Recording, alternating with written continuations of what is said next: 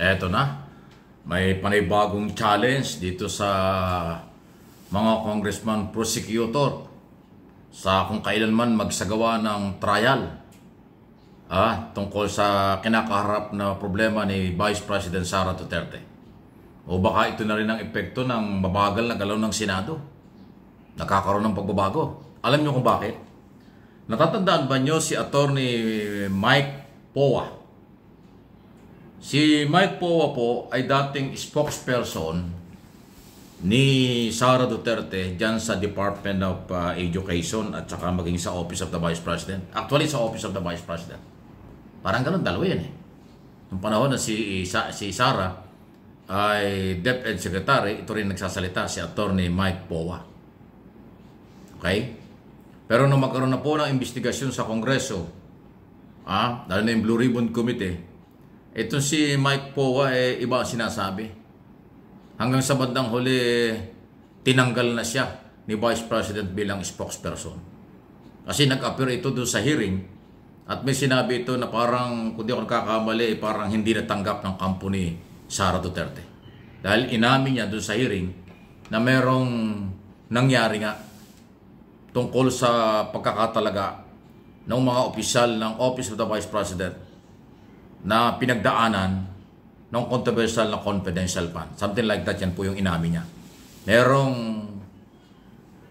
Ang tingin ng committee, merong pagkakamali sa pagkakatalaga ng mga taga-Davao na inilagay sa Office of the Vice President at pinagkatiwala ang maghawak ng pera, especially sa confidential fund. Yan yung more or less nabanggit ni Attorney Poa dun sa hearing.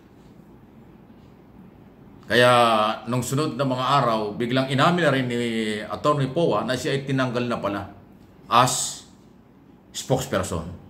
Pero ngayon, ang latest po na development ito, ang sinasabi, kinuha na raw po ng Team Duterte, yung legal counsel, yung Team Defense Counsel, na maging member ng Defense Council, itong si Attorney Mike Poa, para ipagtanggol si Sara Duterte. Wow, kita nyo, may pagbabago na.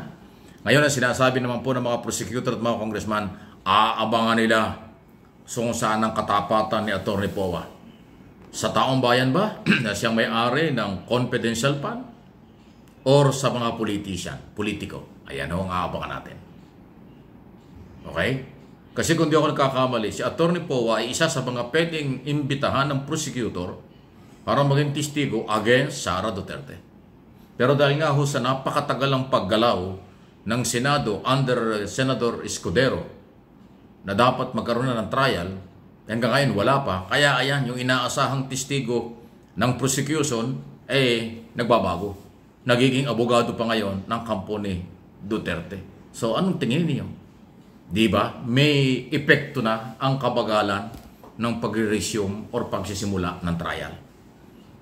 Kung yung magunutan, isang araw sinabi ko na rin ho sa isang video natin na pinangangambahan po ni Congressman Chua na isa sa prosecutor at Congressman ng Maynila na pag tumagal ito na walang trial, baka nga maapektuhan yung kailang mga posibleng testigo. Ito, posibleng testigo, naging abogado pa ng kampo ng Vice President.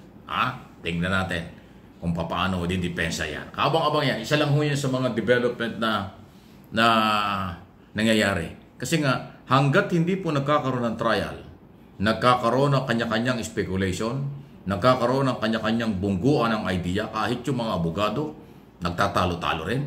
Pero ang punot dulo, iisa rin ang kanilang sinasabi, ang saligang batas, ang nakalagay doon, dapat kaagad-agad mag-trial sa oras na matanggap ang article of impeachment mula sa Kongreso. Pero sinasabi lagi ng Senate President, huwag niyo kayong magmadali. Nakaresist kami. Kayo nga umupo ng 2 buwan sa Kongreso, hindi nyo pinurward yung article of impeachment, kayo may forward nyo sa amin, minamadali kami. Yun ang argumento niya, wala namang iba. Pero mali-mali yun kasi yung sinasabi niyang 2 buwan na inupo ng Kongreso, ayun po yung complainant ng civil society, marginalized sector at mga abogado at teacher. Diba? Itong pinag-usapang article of impeachment, ang complainant 215 initially, tapos naging 214 signatory, complainant, signatory ng mga congressman. Iba yun. yung 2 buwang sinasabi ni Escudero na tenga ng dalawang buwan, naka-archive na yun, hindi na yun sinali. O di hindi sila nagmamadali. Ano, hindi sila matagal, na madali nga yung aksyon ng Kongreso. Pero laging iba yung sinasabi ni Escudero. Ay kung aabot ng another 3 months, March, April, May, mahigit na 3 buwan. Abutin pa ng 4 na buwan kasi ang opening pa ang gusto ni Escudero ay July 30. So 4 na buwan. Marami pang mangyayari. Diyan mahihirapan na apektuhan ang mga prosecutor doon sa kailang mga ebidensya at posibleng testigo kung nagagapang ng kabilang kampo. Ang pinaglalaban po ng prosecutor ay karapatan ng may-ari ng pera, tayo, mamamayang Pilipino. Kasi ang 612 million pesos confidential at intelligence fund, yan ay pag-aari ng mamamayan. People's money. Yun po yun. Kaya ang complainant dito, hindi lang Kongreso, kung hindi mamamayang Pilipino. Ang problema, ang dahilan ng pagkabanban, pagkatigil, pagkawala, or kawala ng aksyon, ay ang Senate President. Na bidang-bida ngayon kasi may katigasan ng ulo. Sa ating description, matigas ng ulo niya. Hindi na puntong legal ang kanya sinasabi. Parang napipiko na siya sa sinasabi ng mga tao na gumalaw na kayo kasi inutusan na kayo ng saligang batas. Ba't ayaw pa niyong gumalaw? Meron pa po ngayon bagong development. Bakit kinata ito isang araw? Alam niyo kung talagang dinidelay. Alam niyo yung trabaho ng Senado? Ipinasa sa Solicitor General yung petition for mandamus na ipinalong isang abogado sa Supreme Court. Nung mabasa ng Supreme Court, binibigyan ng Supreme Court ang Senado na magsumite ng kailang opinyon o komento sa loob ng 10 araw. Yun naman illegal na proseso. Bago magdesisyon ng Supreme Court, pagtapos basahin ang complainant, petitioner, bibigyan ng pagkakataon ng respondent ang kabilang side para mabalanse ang dokumento at matalakay. Akala niyo ang ginawa ng Senate President, sa halip na kanyang harapin sa loob ng 10 araw yung hinihinging komento ng Korte Suprema sa petition for mandamus. Mandamus ang ibig sabihin para utusan ng Senado na magtrabaho sa ilalim ng saligang batas yung impeachment trial. Parang gano'n. Akala niyo sa halip na yung legal team ng Senado ang kanyang utusan at gumawa ng komento, ipinasa doon sa napakabising opisina. Ang Solicitor General, yung abogado ng gobyerno, Office of the President. Kasi ang Solicitor General, Office of the President, yan po yung abogado ng gobyerno. Ang hinihingan ng komento yung mga senador, bakit ipinasa sa Executive Department? Di ba, iba ang legal team ng Kongreso, iba ang legal team ng Senado, iba ang legal team ng Malacanang, iba rin yung Solicitor General. Ang legal team ng Malacanang ay led by yung Chief Legal Counsel, si Juan Ponce Enrile. Yung Senado ang hinihinga ng komento ng Supreme Court, pinasa sa Solicitor General kay Secretary Guevara. Napakabisyo na dahil maraming kasong hawak yun, abogado ng gobyerno So madidelay na naman. Yan ang Senate President ngayon. Para ding si Tolentino, kanyang majority leader, yung trabaho niyang gumawa ng rules of impeachment. Pinasa rin doon sa minority leader na si Coco Pimentel. Itong 2 senador na ito, mahilig palang magpasa ito ng kanilang responsibilidad. Responsibilidad ng Senate President. Utusan ng kanyang legal counsel. Sagutin yung kagustuhan ng Supreme Court. Yung hinihinging dokumento ng Supreme Court.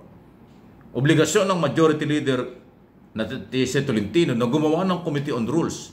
Ng rules para doon sa impeachment. Ipinapasa ngayon kay Opposition Senator Coco Pimentel. Yan ang kanilang ginagawa.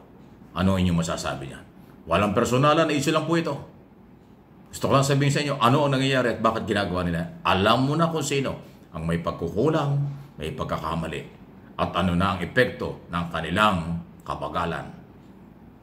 Nangyayari na po. Please like and share na video.